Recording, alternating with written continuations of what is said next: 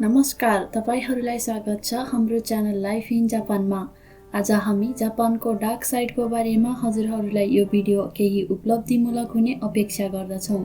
Video सुरु गर्नुभन्दा अगाडि हाम्रो च्यानल सब्स्क्राइब गर्न नभुल्नुहोला है।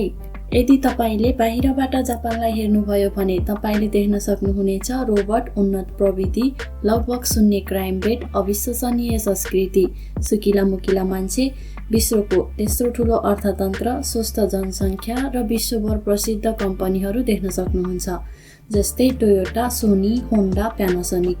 धेरै तरिकामा यो देश अरू देशभन्दा अलग देख्न सक्नुहुन्छ, तर जापानको जीवनको अर्को धेरै गम्भीर र डरलाग्दो पक्ष छ जुन संसारका धेरै जसोलाई थाहा नभएको हुन सक्छ, जसको बारे आज हामी कुरा गर्न गइरहेका छौँ। जापानमा लाखौं मानिसहरू छन् जो समाजमा असफल भएका छन् र जापानको नर्मल जीवनशैलीबाट पूर्ण रूपमा अलग भएका छन्। सामान्य र सुखी जीवन बिताउनको लागि रोजगारी, विवाह र कुनै साधन बिना नै जीवनयापन गरिरहेका छन्। तिनीहरू हराएको पुस्ता या भनौँ द लस्ट जेनेरेसनको रूपमा चिनिन्छन्। यो जेनेरेसनले कुल देशको जनसङ्ख्या लगभग 15% ओगटेको छ र तिनीहरूको दुःखद कथा जापानको भविष्यको पतनको प्रतीक पनि बन्न सक्छ। यो जापानको अँध्यारो पक्ष हो, हराएको पुस्ता या लस्ट जेनेरेसन। सन् 1980 को दशकमा जापानलाई विश्वको अर्को आर्थिक महाशक्तिको रूपमा हेरिएको थियो, जुन बेला जापानले संयुक्त राज्य अमेरिकालाई विस्थापित गर्दै विश्व अर्थतन्त्रलाई पूर्ण रूपमा आफ्नो कब्जामा लिने सम्मको हैसियत राख्थ्यो, जुन हामी हाल चीनमा देख्न सक्छौँ। त्यति बेला प्रकाशित लेखहरू हेर्दा पनि अमेरिकामा जापानको उन्नतिलाई लिएर गम्भीर चिन्ता हुन सुरु भइसकेको थियो। जापानी इकोनोमीले एक आर्थिक पर्ल हार्बरको रूप लिइसकेको थियो र त्यति बेला जापान पुरै संयुक्त राज्य किन्ने क्षमतासम्म राख्ने भइसकेको थियो। डाई हार्ड, राइजिङ सन र ब्लेड रनर जस्ता चलचित्रहरूमा अमेरिका र विश्वलाई लिएर जापानी कम्पनीहरूको त्यति बेलाको इन्टेन्सन पनि हेर्न सकिन्छ। यो चिन्ता 3 दशकको जापानी आर्थिक चमत्कारको परिणाम थियो। युनिक जापानी अर्थतन्त्रले सम्भव बनाएको ठूलो लगातार आर्थिक क्रान्ति चाहिँ जापानिज ठूलो माफियाहरूको कम्पनीहरू र सरकारको मिलोमतोमा एकअर्कालाई बजारमा सेयरको असीमित स्वामित्व प्रदान गरेर बनाइएको थियो। एक अर्कालाई समर्थन गर्दै काम गर्ने र सबैभन्दा ठूलो क्याडेटहरू, जसलाई सरकारी स्वामित्वको नेशनल ब्याङ्क अफ जापानद्वारा वितरण गरिएको ठूलो ऋणको रूपमा सरकारबाट अनुचित सहयोग प्रदान गरिएको थियो। यी गठबन्धनहरूले विदेशमा उनीहरूको आक्रामक विस्तारलाई वित्तपोषण गर्न नगदको असीमित प्रवाहमा पहुँच प्रदान गरेको थियो, जबकि एकै समयमा सरकारले विदेशी कम्पनीहरूलाई जापानी बजारमा विस्तार गर्नबाट रोकेको थियो, जुन स्वस्थ प्रणाली वा निष्पक्ष प्रणाली थिएन, तर यसले जापानी सेयर बजारलाई माथि पुर्याउन मद्दत चाहिँ गरिरहेको थियो।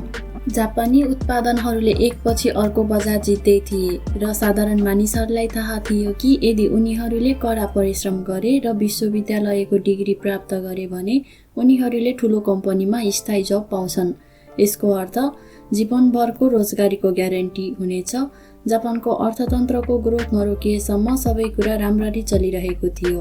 सन् 1991 सम्म जापानको अर्थव्यवस्था लगातार 3 दशकसम्म धेरै छिटो बढ्दै थियो र यो अर्थव्यवस्था संयुक्त राज्य अमेरिकापछि दोस्रो ठूलो अर्थव्यवस्था बन्यो। रियल इस्टेटको मूल्य बढ्दै गएको थियो र स्टक बजारमा सूचीबद्ध कम्पनीहरूको मूल्य पनि बढ्दै थियो, तर 1980 को अन्त्यमा यो आदि ओभरड्राइभमा गयो। सबैले यो नर्मल हो, यो अर्थव्यवस्था र सम्पत्तिको वृद्धि सधैँको लागि चलिरहन्छ र तपाईले जति धेरै लगानी गर्नुहुन्छ त्यति नै पैसा कमाउनुहुनेछ भन्ने गलत भ्रम पालिरहेका थिए। जापानको नेशनल ब्याङ्कले पनि पैसा छाप्न जारी राख्यो र पैसा केको लागि हो वा कतिको भरपर्दो हो भन्ने प्रवाह नगरी जो कोहीलाई पनि ऋण दिन सुरु गर्यो। ऋणदाता कहाँको हो, केको लागि हो भनेर प्रवाह नगरी जथाभावी पैसा बाँडिरहेको थियो र हुँदै नभएको कम्पनी खोली ऋण लिने कम्पनीहरू प्रशस्त थिए। दिएको ऋण फिर्ता लिन सरकार असफल भयो र त्यसपछि एक दिन त्यो आर्थिक प्रगतिको बबल फुट्यो। सन् 1990 मा सेयर बजार 43% ले गिर्यो र घर जग्गाको मूल्यहरू पनि लगातार रूपमा घट्न थाल्यो। इकोनोमिक बबल फुट्नाले साधारण मानिसहरूसँग खर्च गर्न धेरै कम पैसा थियो र कोही पनि जापानी कम्पनीहरूमा लगानी गर्न इच्छुक थिएनन्, जसले गर्दा त्यो युगको अन्त्य भयो। इकोनोमिक बबल फुटेको वर्षहरूमा जापानको आर्थिक प्रणालीहरूमा दरार चाँडै देखिन थाल्यो। यो खुलासा भयो कि जापानी व्यापार र सरकारमा भ्रष्टाचार व्यापक र नर्मल भइसकेको थियो। भित्री व्यापारदेखि स्टक हेरफेर, जालसाजी र घुसखोरी एकदम चाँडो देखिन थाल्यो। त्यही बेलामा जोमोबी कम्पनीहरू प्रशस्त खोलिएको पनि पाइयो। एक दशकमा जापानलाई चमत्कारी देशको रूपमा हेर्नेहरू आर्थिक बाघ भनेर चिनिने देश एसियाको बिरामी मानिसहरू बस्ने देश भनेर चिनिन थाल्यो। यो एक अपत्यारिलो पतन थियो। यो विश्वास गर्न निकै नै गाह्रो समय थियो। विभिन्न देशका कम्पनीहरू माथि र तल जान्छन् र त्यो सामान्य पनि हो, तर जापानमा भने फरक थियो। अन्य देशहरूमा जस्तो नभई जापानको आर्थिक मन्दीले सम्पूर्ण पुस्ताका लागि विनाशकारी प्रभाव पारेको छ, जसबाट लाखौँ मानिसहरू कहिल्यै निको हुन सकेका छैनन्। कसरी भन्ने बारेमा बुझ्न हामीले जापानी काम र काम खोज्ने प्रोसेसको बारेमा जान्न जरुरी छ। जापानमा रोजगारी खोज्ने सिस्टममा यस्तो धेरै अनौठो पक्षहरू छन् जसले यसलाई संसारको कुनै पनि अन्य रोजगार बजारभन्दा धेरै फरक बनाउँछ। जापानमा सबैको जब करियर शीर्षकको खाँचुदो अर्थात् जब हन्टिङबाट सुरु हुन्छ। जापानिज कम्पनीमा काम हन्ट गर्ने प्रक्रिया जुन विश्वविद्यालयका स्नातकहरूले आफ्नो अध्ययनको ग्रेजुएसन सकिएर सुरु गर्छन्। सबैभन्दा ठुलो खेरेचु वा चेन कम्पनी सहित धेरै कम्पनीहरूले भर्खरै स्नातक भएका विद्यार्थीहरूलाई वर्षमा एकपटक भर्ती गर्छन्, जहाँ हजारौं ग्रेजुएटहरू एउटै कालो र सेतो सुटहरू लगाएर परीक्षाको लागि तयारी भएका हुन्छन्। सबैले आफ्नो बायोडाटा या रिक्वेस्ट कम्पनीलाई बुझाएर कम्पनीले एक्सेप्ट गरेपछि सामूहिक अन्तर्वार्ता र सेमिनारहरूबाट गुज्रिनुपर्छ र पास भएमा अन्त्यमा उनीहरूले जागिर पाउँछन्। उनीहरूले त्यो जागिर रिटायर नभएसम्म गर्नु नै जापानको नर्मल कल्चर हो, जसलाई सुसिनकोयो वा आजीवन रोजगार भनेर बुझ्ने गरिन्छ। कर्मचारीहरू आफ्नो करियरभरिमा एक दिन भविष्यका कार्यकारी बन्न पर्छ भन्ने धारणा जापानिज कम्पनीमा अझसम्म पनि छ र यो पाठ लगभग सबै कम्पनीमा पढाइन्छ। यस्ता कुराहरू जुन मूल रूपमा 1990 को दशकमा विश्वव्यापी थियो र आज पनि जापानमा धेरै नर्मल कुरा हो।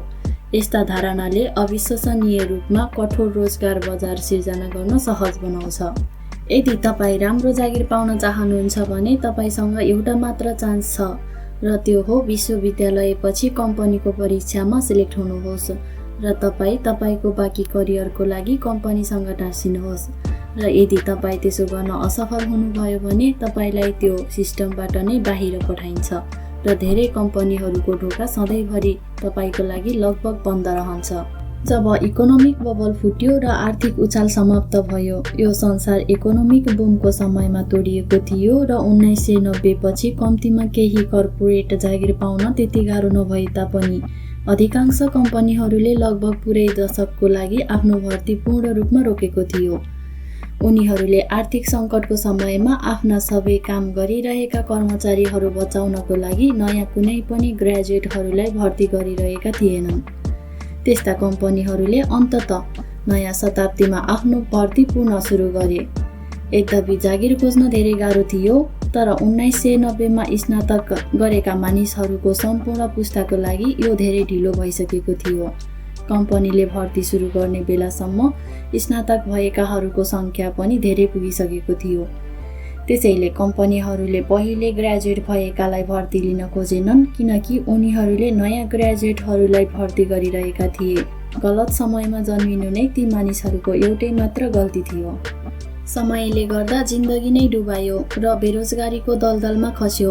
सिस्टमले गर्दा पुरै पुस्ताका लाखौँ मानिसहरू पछाडि परे। आफ्नो बाँकी जीवन अस्थायी पार्ट टाइम काम गरेर बिताउन बाध्य भए।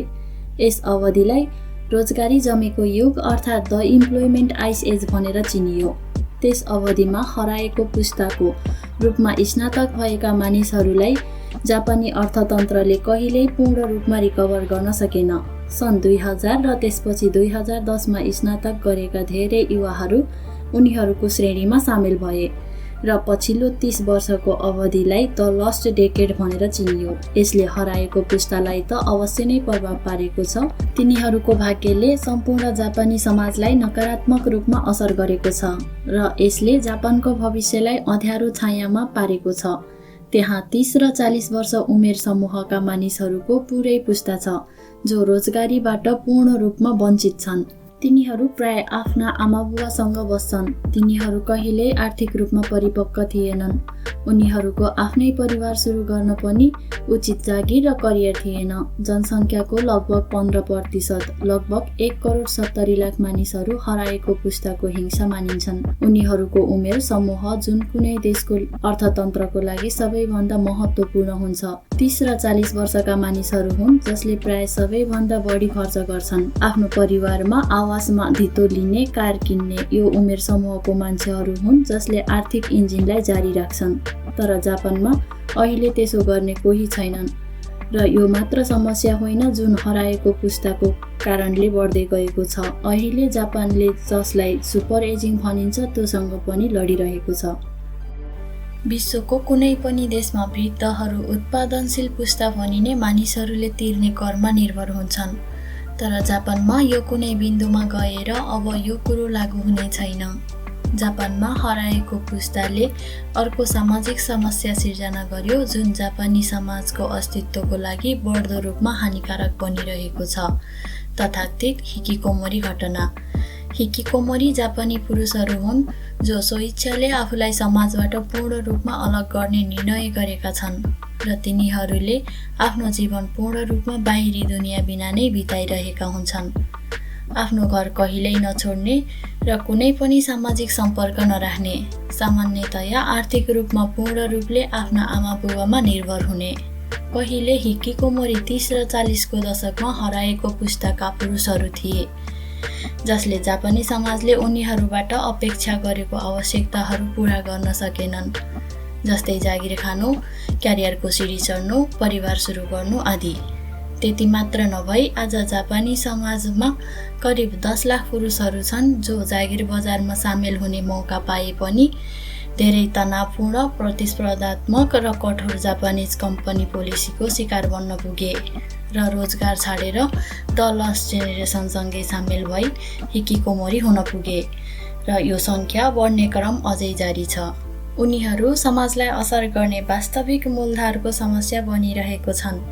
हराएको पुस्ताको अस्तित्व र हिकिकोमोरीको बढ्दो सङ्ख्याले जापानी समाज र अर्थतन्त्रमा परेको अत्यन्तै नकारात्मक असरबारे जापान सरकार सचेत छ र हराएको पुस्तालाई पुनःप्राप्तिका लागि सहयोग गर्न प्रयास गर्ने घोषणा गरेको छ। समाजबाट अलगिएकाहरूलाई पुनः एकीकरण गर्न खोजिरहेको छ तर अहिलेसम्म त्यसमा निकै कम सफलता मिलेको छ। समस्या यो हो कि जापानी अर्थतन्त्रले अझै राम्रो गरिरहेको छैन र अत्यन्तै कठोर काम गर्ने संस्कृतिले गर्दा मानिसहरू धेरै घण्टा काम गर्न बाध्य छन् र नयाँ सिस्टमको पालना गर्ने अपेक्षा गरिएका धेरै कम्पनीहरूले अझै पनि पुरानै ढाँचालाई पछाइरहेका छन्। रोजगारी वर्षमा एकपटक मात्रै भर्ना गर्ने र कम्पनीभित्रबाट मात्रै प्रमोसन गर्ने, कर्मचारीहरूलाई ब्रेक लिन वा बिदा पाउन पनि असम्भव बनाउने, सफलताको ढोकामा खुट्टा राख्न असफल बनाउने प्रविधिले लाखौँ मानिसहरूको जीवन तहस नहस बनाएको छ। तिनीहरूको सङ्ख्या लगातार बढिरहेको छ किनकि धेरै युवाहरू निर्दयी प्रणालीमा सफल हुन असफल हुन्छन् र अन्ततः उनीहरूले हार मान्छन् र आफ्नो जीवन त्याग्न बाध्य हुन्छन्।